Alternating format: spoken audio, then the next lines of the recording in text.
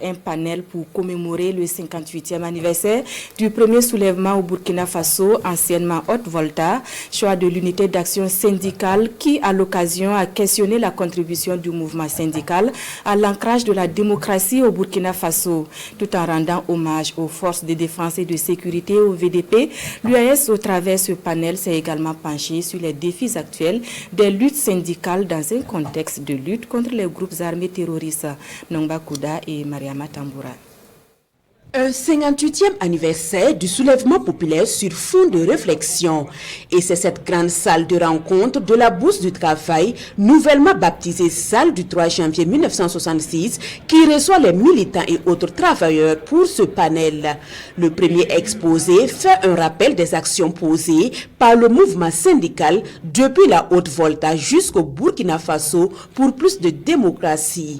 Déjà en 1966, avec les préoccupations du pouvoir de l'époque, qui voulait instaurer un parti unique et engager les syndicats, incorporer les syndicats, les caporaliser, la réaction a été immédiate. Donc le mouvement syndical ne s'est pas laissé caporaliser et a travaillé à ce que le mouvement populaire du 3 janvier advienne et qu'il se réalise.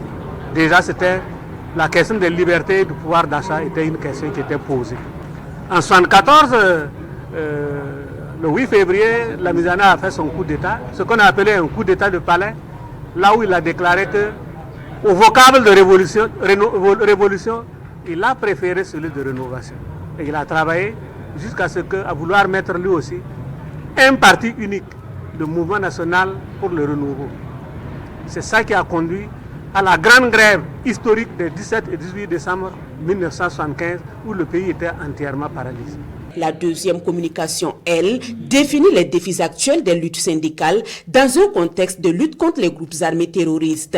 Le panéliste part des préoccupations actuelles du mouvement syndical dont il résume ainsi. Les préoccupations relatives notamment à l'insécurité, donc qui est une préoccupation de tout le peuple burkinabé aujourd'hui. Préoccupations relatives au code du travail, des préoccupations relatives aux atteintes aux libertés, au droit à l'information, à la liberté de manifestation et de réunion sur la voie publique, des préoccupations liées au code du travail, liées aux engagements que le gouvernement a pris avec le FMI dans le cadre d'un accord qu'ils ont eu avec le FMI. Et enfin,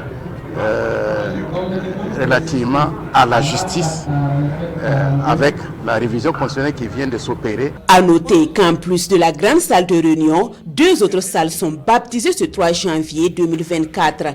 La salle des 17 et 18 décembre 1975 et la salle du 16 septembre 2015.